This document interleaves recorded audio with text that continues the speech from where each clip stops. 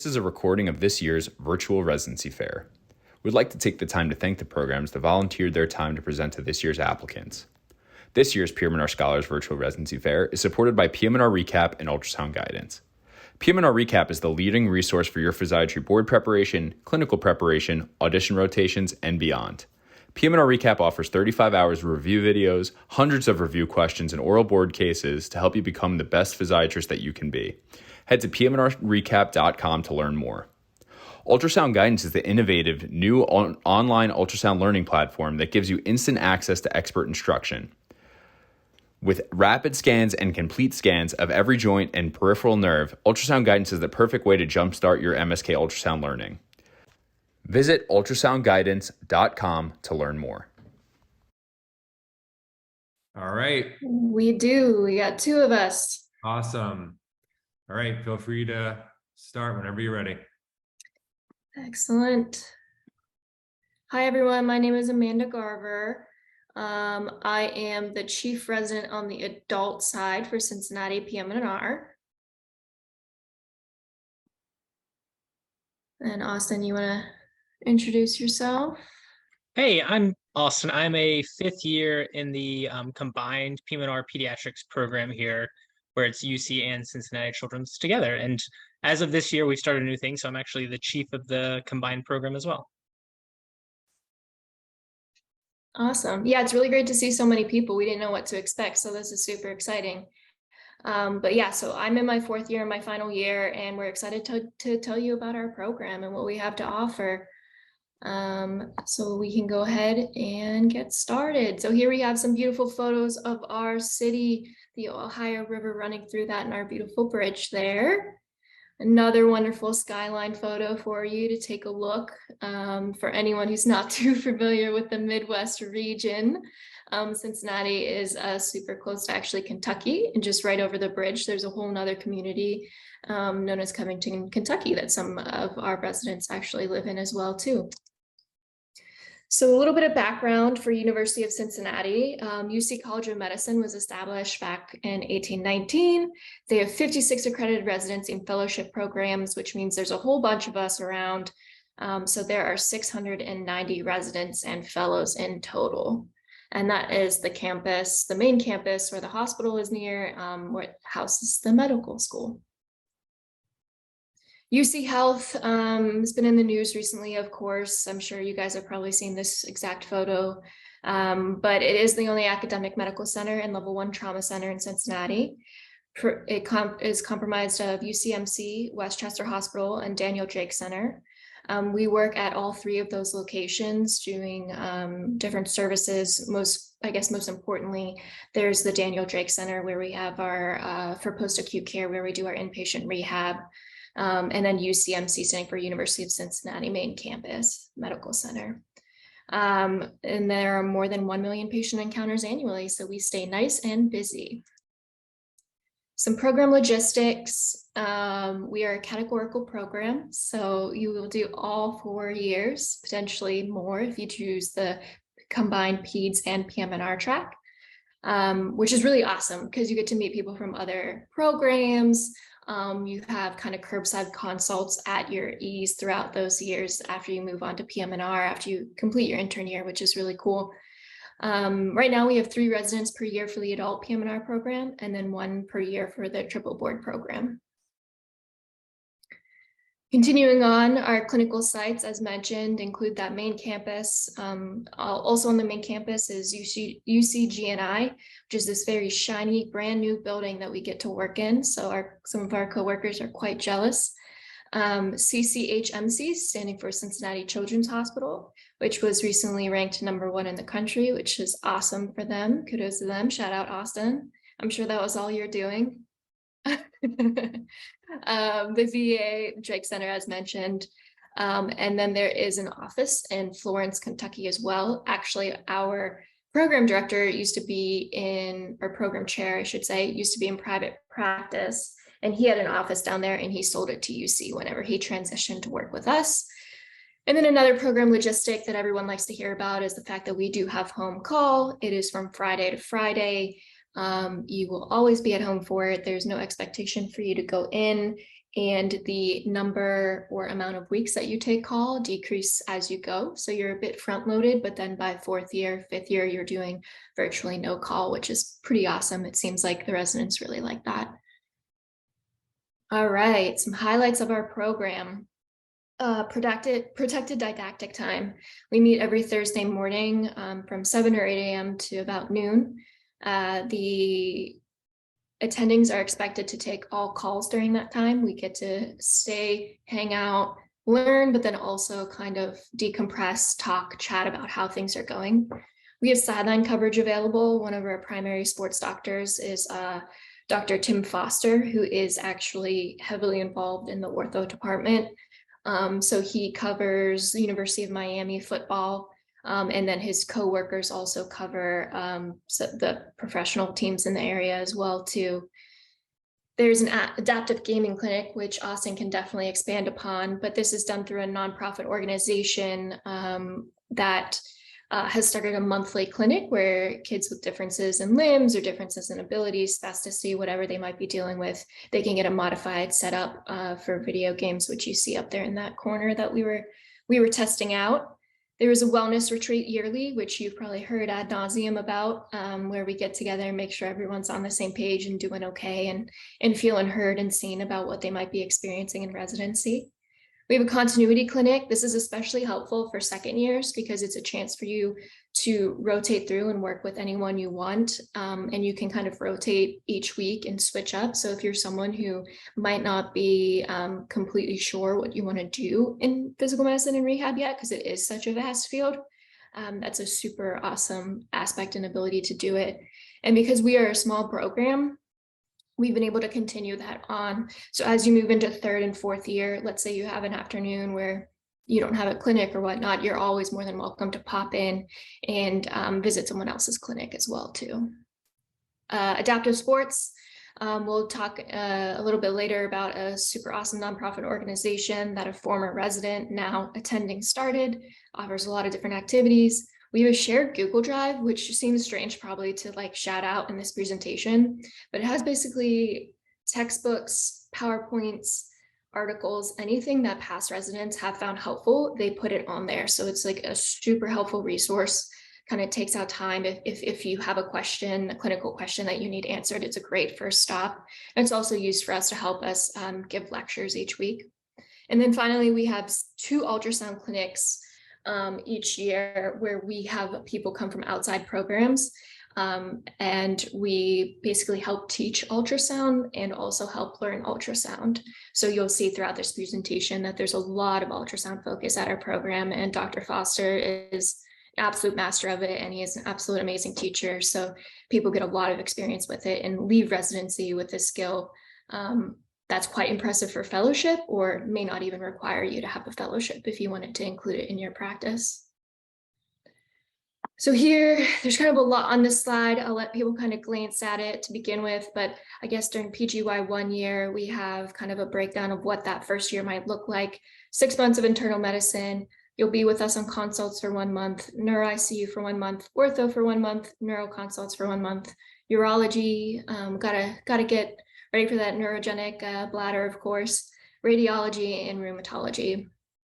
And then we move into PGY 2, which you'll see kind of is heavier on the inpatient rehab side, all the way up until when you're PGY 4, where you'll be 2 months of inpatient rehab, have close to 4 months of elective time, and just really a chance to really start honing in on those skill sets that you want to have as you move into practice or fellowship. I think this is kind of, those are the most unique things. Of course, there's continuity clinic built in here. 2 through 4, you have a Wednesday morning continuity clinic, which can be separate from your more spontaneous one as well. And then of course, we have our EMG curriculum that as a 3, you start your 3 months of EMG. Okay, didactics. As mentioned, we meet on Thursday mornings. We have different lecture series that we do: Intro to PM&R, Gross Anatomy, EMG, MSK, Journal Club, and DEI curriculum. And then annually or biannually, we have the Regional Pediatric Rehabilitation Symposium, and then also that ultrasound course that I mentioned earlier. That's not to say we don't have lectures where we just bring in the ultrasound and get a chance to practice in a more informal setting. We also do that as well too, but that's a little more informal, I guess you could say. If we ever need kind of a break or a breather as a group, we'll do that. And it's a nice kind of relaxing morning and also a great way to get hands-on experience. Research. Okay, so conference travel is available if you have research that gets accepted at conferences. Here we have Darcy Lee down here. She's a recent graduate doing the sports medicine fellowship here at UC. She is really passionate about dance medicine. So she is actually working on servicing the local ballet company, which is pretty awesome. There's an annual resident research day, and then there's also the neuro recovery lab with Dr. Awasika, a very smart, kind physician who really wants us to learn and be better and access research in a formal but kind, accepting way. So if anyone feels like a little intimidated by research, or do I really like it? Would I be good at it? Is it something I want to do? It is a non-pressure kind of environment where you can kind of dip your toes in and see if you like it. He does like to joke around a lot, though, dry sense of humor. So if you meet him, be warned. And then as well, a great way to learn is also to be a teacher, right? So we have rotating medical students who come in and they work with us on inpatient and on consults. We have that medical student ultrasound curriculum, medical student MSK, clinical skills lab, where they kind of do sample cases of a knee injury, a hip injury, and we work through it with them. That ultrasound symposium. So I guess I should clarify, there's a medical student version where we go help them learn ultrasound, and then there is a resident fellow one where we help resident and fellows learn it as well too. And then also grand rounds, they give you a chance to practice your public speaking. So not to panic, it's not a pressured environment either, but it's a good way to, during your PGY 3-year and a PGY 4-year, practice giving a talk for a longer period of time. So it's about an hour-long talk on a Friday morning, and it can be on any topic you want it to be on. So it's a great way to try to build up that experience and confidence as you're talking about these things that you're hoping to become an expert in. So where do we go after residency? Here you can see a breakdown of people who've entered fellowships and careers. There are people who have gone into a lot of sports, unsurprisingly. We have an excellent ultrasound curriculum, so I think that leads well to that field. But then we also have a lot of peds, as Austin will kind of get into in a few minutes here. And you can see that people feel comfortable entering the workforce right after residency as well too. So while our program is supportive of anyone who wants to continue on with fellowships, we do have an environment where they want us to be trained up and feel good leaving residency to become, a career physician right off the bat. Okay, so procedures. Will you get access to procedures and how many? Here is a breakdown of average procedures at graduation. Now, these are all self-reported, so I suspect that these are probably on the low side, especially that Botox number, because I'm pretty sure on 1 month of a rotation, you're getting 35 cases. So this kind of leans to, I think, what people's interests actually are. So you see that there's a very high average of ultrasound guided procedures with over 200 EMGs. We get massive exposure to EMGs with people averaging over 300. And then if you are interested in doing any sort of spine or interventional pain, you also have an option to pursue that further. So that's kind of our breakdown. Obviously, as you can see, we are well above our minimum requirements in every category. And I will pass it off to Austin. Hello, everyone. I get the fun job of talking about Cincinnati Children's and the combined program, plus all the fun stuff to do in Cincinnati. So this is a picture of Cincinnati Children's. It's a wonderful, wonderful place that you'll get to spend 1 month of the inpatient side during your 3rd year, and then 1 month on the outpatient side during your 4th year, unless you're in the combined program, and then you spend a lot more time there. Next slide.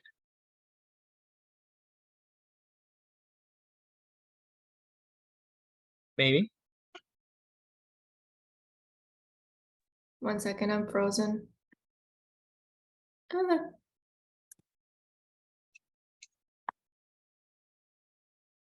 There we go. So as Amanda alluded to, as of this year, we have been ranked the #1 children's hospital in the United States, which is a big deal. We had been kind of #2, #3 for the past 5 years, and this year we finally beat Boston Children's for #1. And we also have one of the largest pediatric rehab divisions in the country. So if that is something you are interested in terms of like a potential fellowship, it's a great opportunity. You only are required to do 1 month of inpatient outpatient, but there's an opportunity to do a ton more if that's something you're interested in and want the exposure to. So there's only 3 programs in the country. It's a 5-year program. Your intern year is very different compared to the adult side. It's a full pediatrics intern year at Cincinnati Children's. And then in your 2nd through 5th year, you actually kind of rotate between the pediatrics and the adult rehab world every 4 to 5 months or so. You kind of rotate back and forth for 4 years, getting equal amount of time of each. Ooh, this one's a fun one. Okay, so this is the SOAR Expo. This was started by Dr. Victoria Heasley and her group at the Bridge, as well as another nonprofit called May We Help. It is a huge event, usually in September, where we have a bunch of different vendors that come out and kind of just show the community all the different adaptive things that are going on in Cincinnati, or even like the Dayton area or something nearby, of what they could get involved in. Trying to just spread the word and let people know, hey, if you're interested in this, come see us, come work with us. So you can see that there's basketball, that there's adaptive fishing, there's adaptive video gaming, there was adaptive fencing, which was amazing to watch. So it's a wonderful, wonderful thing that we have started, and another one is scheduled for September this year. The Bridge is a local nonprofit that you can work with. They do adaptive anything outside. So adaptive skiing, you can actually ski behind them and go when they're at Perfect North. Adaptive rock climbing, adaptive soccer, power soccer, ballet, kayaking, adaptive skydiving. It's really fun. You can get as involved as you want to with this community as well. I will shout out that the woman who's climbing on the wall, that is Nicole. She was one of our patients. She is a para, so she is what's called side climbing. So someone climbs up with her, makes sure her legs aren't getting injured or anything. You can see we put out some hockey equipment on to protect her as well too, but she is making it up that wall, all up her body. It's some of the most impressive athleticism I've seen, if I'm honest. But keep on going, Austin, sorry. Here is a wonderful picture of all the different residents in both the adult and the combined side. The top left is at Mad Tree Brewery when we all went out one night. The bottom left is some volleyball, and on the right side is when a group got together just to hang out one night. But we spend a lot of time together, for better or worse, but we all love each other, so it's a good time. Things to do. I don't know if you've heard of this guy, Joe Burrow, but he's kind of a big deal. The Bengals have been rocking, and then the Reds have been playing well this year. And then we also have FC Cincinnati, who's kind of #1 in the MLS right now. So a lot of us actually have season tickets to the FCC. I think there's 3 or 4 of us in the program between the two that all have season tickets and go to almost every game. So it's a great place and a fun time to go that is easy to go to with our schedules. Here's some other fun places. The middle one is Rheingeist Brewery, probably the most popular brewery. On the left side is Washington Park. It is a flea market there every month during the summer. It's a wonderful place to go. Coffee Emporium is a wonderful coffee place. Finley Market is an over the Rhine area. It's kind of this old school market where you can go and buy a bunch of fresh food and have a farmer's market. And then the bottom right is Soto, probably the best restaurant in Cincinnati. Very hard to get into, but when you can, it is delicious. And then quality of living wise, it's really cheap here. I was very surprised. You can easily buy a home if that is something that you're trying to do. We have a good mix of people who buy versus rent, whether they're an apartment or a house. We have bought our home and we're very happy with where we're at, about 8 minutes from the hospital, so not too bad. And then the RSA is the Resident Spouse Association. That's something that UC and Cincinnati Children's do, where if you have a significant other, they can join this community. It's $25 a year, and out of that $25, they get a free dinner every month at a rotating restaurant, a free book club every month, where a rotating bar where you get free drinks and free food at both of those. It's a wonderful deal. My wife is on the board. She pretty much does it every single month. I'm very jealous of it, but we cannot go. But it's great for your significant other. Here is a wonderful picture of all of us standing outside UCG&I. This was our Thanksgiving get-together, our Friendsgiving last year at Ottman's place. It was a wonderful time. And then here is our contact information. We can also type it in the chat too. So that way, if you have questions, you can reach out to me or Amanda, or if you want to reach out to one of the program leaderships. Holly Pager is the PD for the adult side, and Ashley Bolger is the PD for the combined program. You are happy to reach out to anyone you want. We would love to answer your questions. I will say, just so you know, Dr. Pager is in France right now, living her best life. So just in case you email her and you don't hear from her for like a week and a half, it's because she's having a wonderful time in France. If there are any questions, we are happy to answer them as well. Oh, and shout out this website, cincinnatipmr.com. This is a website that we put together separately from our university. So a little more informal. All of this information that we talked about will be on there, and also our information for the upcoming Q&A luncheon that you can sign up with us. That will be September 7th and September 21st. Don't worry about jotting that down. Those details will be on there. So just make sure you jot down that website and you can check it out. I think our chat might have some chats, Austin. Amanda, you might know that one. When is the open house when people can come see the program? Oh, that's a good question. I don't know off the top of my head. If you want to reach out to one of us, we can reach out to Dr. Pager and find out. I have not personally heard on the combined side of when that is happening, but we'll find out for you and let you know. Yeah, what I have on the book so far is that September 7th at 12 noon Eastern Standard Time, and then September 21st at 12 noon, there will be a Google's form link that will go online and also on our Instagram page that you can use to sign up. And that'll be just us residents there. It'll be at the end of our lecture morning. So we'll just have some lunch and we can answer any questions you guys may have.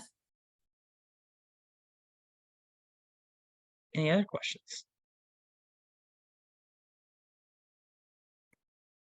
The combined PEDS program is categorical. So you spend all 5 years here in Cincinnati. You just rotate between the two hospitals depending on what rotation you are. So you work at both UC and Cincinnati Children's. I've got 1 year left.